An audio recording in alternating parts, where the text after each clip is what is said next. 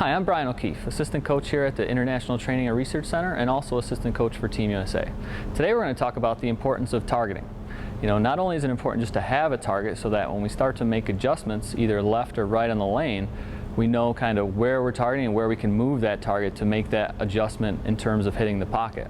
But also the distance that we're looking on the lane in reference to our target. If we generally target the arrows, if we bring that target back closer to us, more towards the dots, that's generally going to get the ball into a roll a little sooner for more heavier oil patterns or when your ball is not quite making it up to the pocket. Conversely, if we look a little farther down the lane from our normal target, if we generally target the arrows maybe 2 or 3 feet past the arrows, that's going to let the ball skid a little farther when the lanes start to dry out and should get your ball farther down the lane so we don't have to move as much left or right laterally. We have Kim here today. She's going to show us 3 shots, one looking at her general target, which is at the arrows, and then one a little closer, and then one farther down the lane. And we'll see how that changes her ball reaction. Here's Kim targeting where she normally targets, which is at the arrows. And you can see as the ball is rolling down the lane, it just doesn't quite get up to the pocket to carry the 10 pin.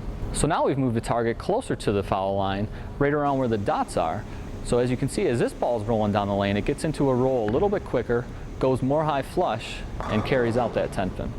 And lastly, we've now moved the target a couple feet past the arrows where Kim normally targets. You can see as this ball is rolling down the lane, it just goes a little bit longer, doesn't quite get into a roll, and comes up light of the pocket.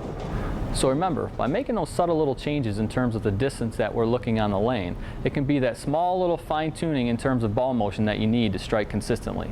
We have our normal target, and if that's just not quite working, we can bring our eyes a little bit closer to us, more around the dots, and that should get the ball into a roll a little bit sooner. Or conversely, if the lanes are drying out, we can bring our target a little bit farther down the lane, a little bit longer past the arrows, and that'll make the ball go farther down the lane before it makes its turn to the pocket.